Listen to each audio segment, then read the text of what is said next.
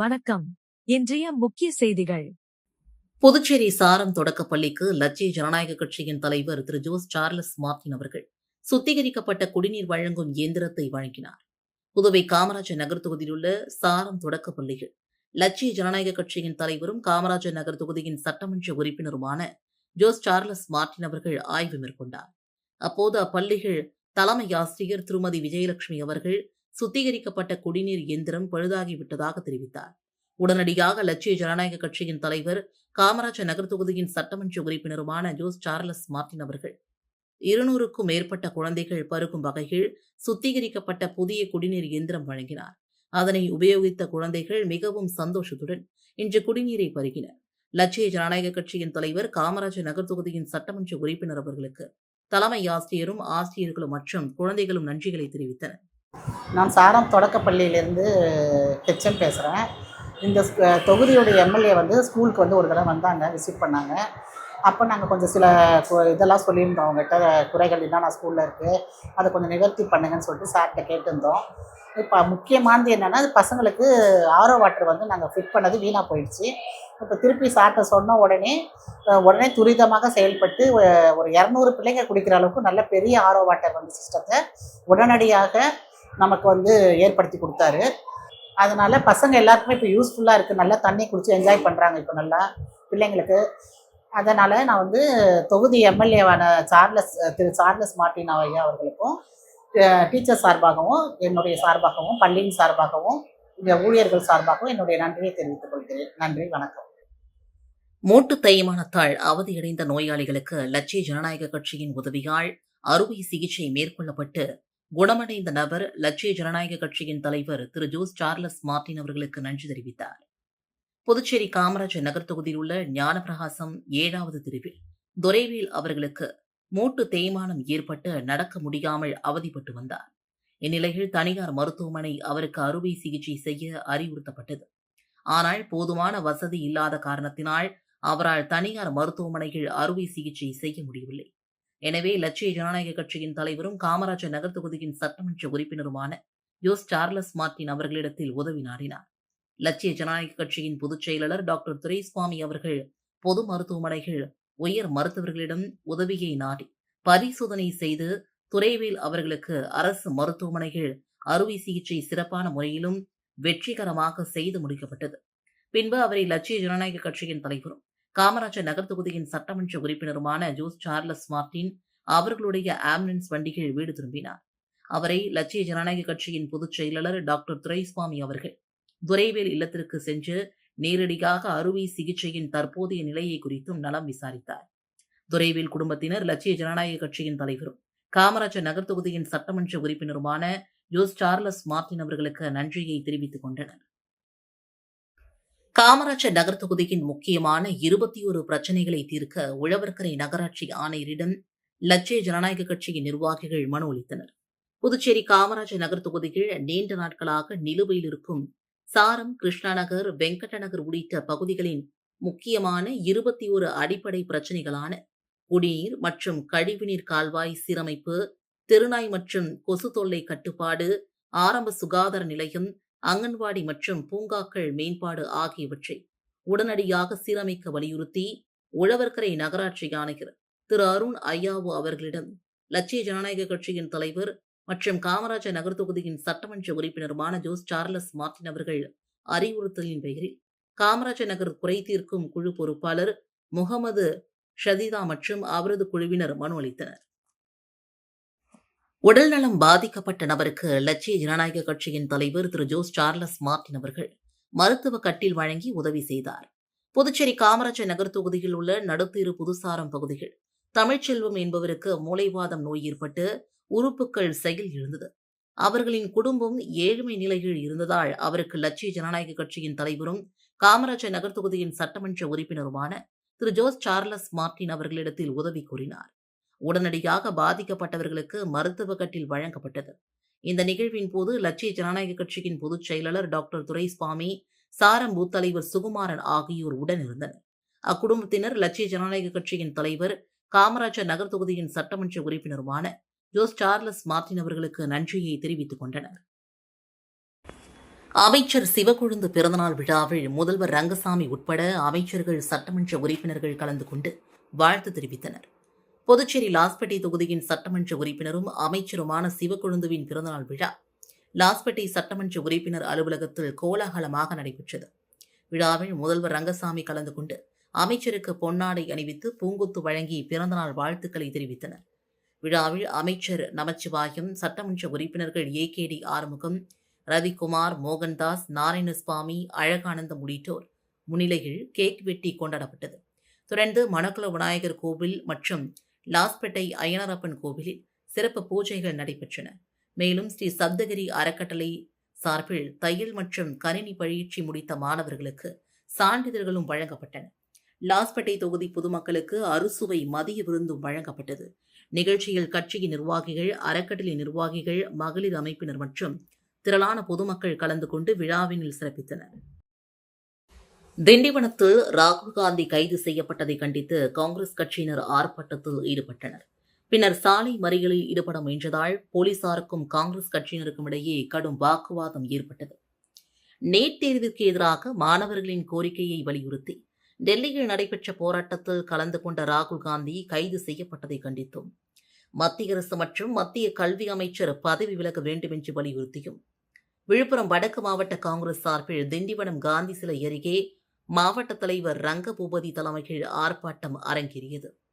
ஆர்ப்பாட்டத்திற்கு பிறகு திடீரென சாலை மறியலில் ஈடுபட முயன்ற காங்கிரஸ் கட்சியினரை போலீசார் தடுத்து நிறுத்தினர். இதனால் இரு தரப்பினருக்கும் இடையே கடும் வாக்குவாதம் ஏற்பட்டது. பின்னர் போலீசார் பேச்சுவார்த்தை நடத்தி போராட்டக்காரர்களை கலைந்து செல்ல செய்தனர். காரைக்கால் திருப்பட்டினத்தில் 125 நாள் வேலை திட்ட பணிகளை தொகுதியின் சட்டமன்ற உறுப்பினர் மீனாட்சி சுந்தரம் தொடங்கி வைத்தார். காரைக்கால் மாவட்டம் நிரவி திருப்பட்டினம் சட்டமன்ற தொகுதிக்குட்பட்ட திருப்பட்டினத்தில் மத்திய அரசின் 125 நாள் வேலை திட்ட பணிகளை சட்டமன்ற உறுப்பினர் மீனாட்சி சுந்தரம் பூமி பூஜை செய்து தொடங்கி வைத்தார். திருப்பட்டினம் சாணி பரவகுளத்தில் ரூபாய் 38 லட்சம் மதிப்பீட்டிலும், நிறைவி பகுதியில் உள்ள பொட்டை வாய்க்காலில் ரூபாய் 9 லட்சம் மதிப்பீட்டிலும் தூர்வாரும் பணிகள் மேற்கொள்ளப்பட உள்ளன. இந்த திட்டத்தின் மூலமாக 13,172 வேலை நாட்கள் உருவாக்கப்படுவதுடன் உள்ளூர் தொழிலாளர்களுக்கு வேலைவாய்ப்பு கிடைப்பதோடு நீர்நிலைகள் பாதுகாக்கப்பட்டு நிலத்தடி நீர்மட்டம் உயரவும் விவசாயத்திற்கு பயனளிக்கவும் வாய்ப்புள்ளதாக அதிகாரிகள் தெரிவித்தனர். நிகழ்ச்சியில் வட்டார வளர்ச்சி அதிகாரி அருணகிரிநாதன், கிராம மக்கள், திட்ட பயனாளிகள் மற்றும் பொதுமக்கள் கலந்து கொண்டனர். அபிஷேகப்பாக்கம் ஏரியை துருவாரும் பணிக்கு அரசு நிர்ணயித்த அளவை விட கூடுதல் ஆழத்தில் வண்டல் மண் எடுக்கப்படுவதாக குற்றம் சாட்டி பொதுமக்கள் எதிர்ப்பு தெரிவித்ததால் பரபரப்பு ஏற்பட்டது. அபிஷேகப்பாக்கம் ஏரி பல ஆண்டுகளாக தூர்வாரப்படாததால் நீர் சேமிப்பு திறன் குறைந்து நிலத்தடி நீர்மட்டம் மற்றும் விவசாயம் பாதிக்கப்பட்டது. இதனையடுத்து பொதுப்பணித்துறை நீர்ப்பாசன பிரிவின் சார்பில் ஏரியை தூர்வாரும் பணி சில நாட்களுக்கு முன்பு தொடங்கப்பட்டது. இந்நிலையில் ஏரியின் தெற்கு பகுதியில் அரசு அனுமதித்த அளவை விட அதிக ஆழத்தில் வண்டல் மண் அகற்றப்படுவதாக கிராம பஞ்சாயத்தும் பொதுமக்களும் புகார் தெரிவித்ததால் அப்பகுதியில் பணி நிறுத்தப்பட்டது. இதற்கிடையே இன்று காலை TN பாளையம் வழியாக பொக்லைன் இயந்திரம் மற்றும் லாரிகள் மூலமாக மீண்டும் மண் எடுக்கப்படுவதாக தகவல் அறிந்து 20க்கும் மேற்பட்ட பொதுமக்கள் அங்கு திரண்டு எதிர்ப்பு தெரிவித்தனர். இதனையடுத்து பணிக்காக வந்த JCB இயந்திரம் மற்றும் லாரிகள் திருப்பி சென்றன. இந்த சம்பவத்தால் அப்பகுதியில் சிறிது நேரம் பரபரப்பு நிலவியது. பசுமை மனிதர் வழிகாட்டுதலில் மரக்கன்று நடும் இயக்கம் சுற்றுச்சூழல் பாதுகாப்பு உறுதியேற்பு நடைபெற்றது. புதுச்சேரியில் நடைபெற்ற மரக்கன்று நடும் நிகழ்ச்சிகள் சுற்றுச்சூழல் பாதுகாப்பின் அவசியத்தை வலியுறுத்திய சிறப்பு விருந்தினர்கள், பசுமை என்பது மனித இனத்தின் ஒருங்கிணைந்த பொறுப்பு, இயற்கையை பாதுகாப்பதை வருங்கால தலைமுறையினருக்கான மிகப்பெரிய பரிசு என்று தெரிவித்தனர். ஒவ்வொருவரும் ஆண்டுதோறும் குறைந்தது ஒரு மரக்கன்றையாவது நட்டு அதை பராமரிக்கும் பொறுப்பை ஏற்க வேண்டும் என்றும், சுற்றுச்சூழலை பாதுகாக்கும் பணிகள் அனைவரும் தொடர்ந்து பங்கெடுக்க வேண்டும் என்றும் அவர்கள் அழைப்பு விடுத்தனர். நிறுவனத்தின் சார்பில் இதுபோன்ற பசுமை முயற்சிகள் தொடர்ந்து முன்னெடுக்கப்பட்டு சமூகத்தில் சுற்றுச்சூழல் பாதுகாப்பு குறித்து விழிப்புணர்வை மேலும் வலுப்படுத்த உறுதியளிக்கப்பட்டது. புதுச்சேரியின் பசுமை மனிதர் என போற்றப்படும் நிறுவனத்தின் இயக்குனர் டாக்டர் சசிகாந்த் தாஸ் அவர்களின் வழிகாட்டுதலின்படி மாணவர்கள், பேராசிரியர்கள் மற்றும் அலுவலக ஊழியர்கள் இணைந்து மரக்கன்று நடும் இயக்கத்தை வெற்றிகரமாக முன்னெடுத்தனர். இந்த நிகழ்வு இயற்கையை நேசிக்கும் மனப்பான்மையையும் நிலையான வளர்ச்சிக்கான சமூக பொறுப்புணர்வையும் வலியுறுத்தும் சிறப்புமிக்க நிகழ்வாக அமைந்தது. பங்கேற்ற அனைவரின் பாராட்டையும் பெற்றது.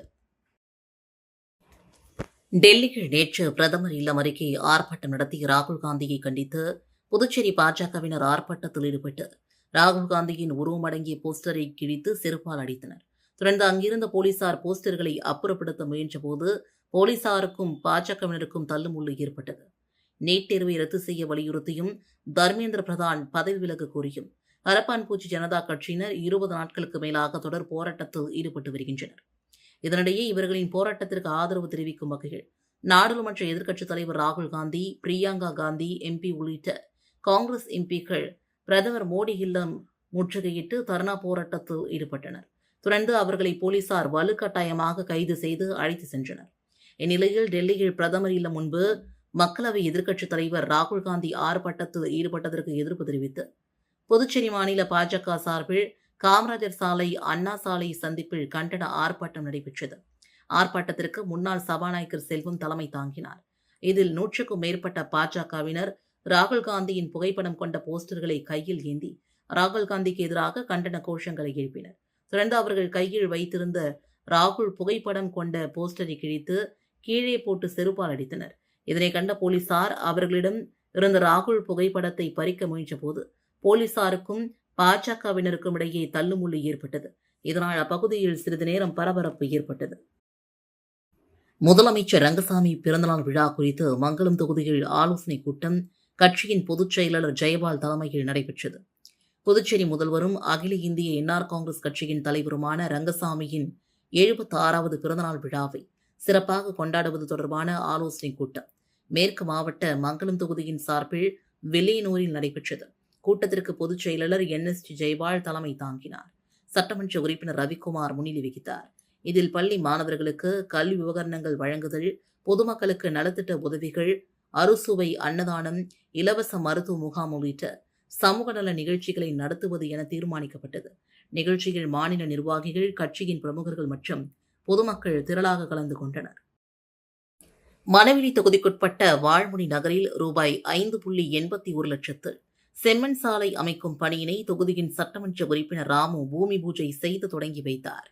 புதுச்சேரி அரசு அரியங்குப்பம் வட்டார வளர்ச்சி அலுவலகம் சார்பில் மணவெளி சட்டமன்ற தொகுதிக்குட்பட்ட பூரணாங்குப்பம் கிராம பஞ்சாயத்தின் வாழ்முனி நகரில் ரூபாய் 5.81 லட்சம் மதிப்பீட்டில் செம்மண் சாலை அமைக்கும் பணிக்கான பூமி பூஜை நடைபெற்றது.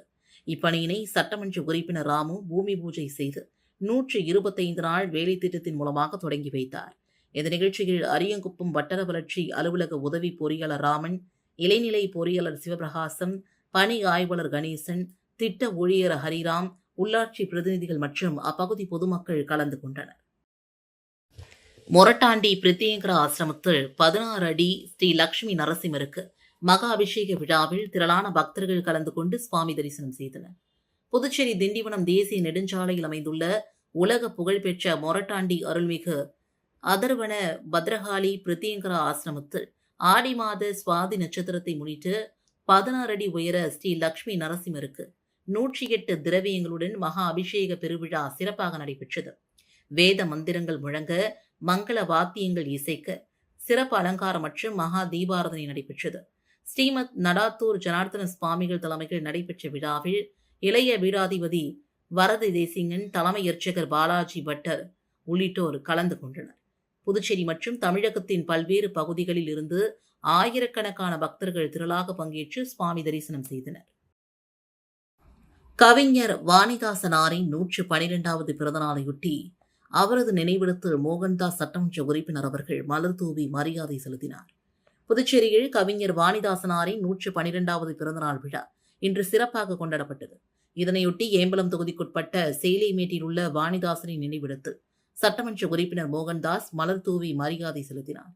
தொடர்ந்து கலை மற்றும் பண்பாட்டுத்துறை சார்பில் நடைபெற்ற கவியரங்க நிகழ்ச்சியில் பங்கேற்ற அவர் வாணிதாசனாரின் பிறந்தநாளை முன்னிட்டு பள்ளி மாணவர்களுக்காக நடத்தப்பட்ட பல்வேறு போட்டிகளில் வெற்றி பெற்ற மாணவ மாணவிகளுக்கு நினைவு பரிசுகளை வழங்கி பாராட்டினார்.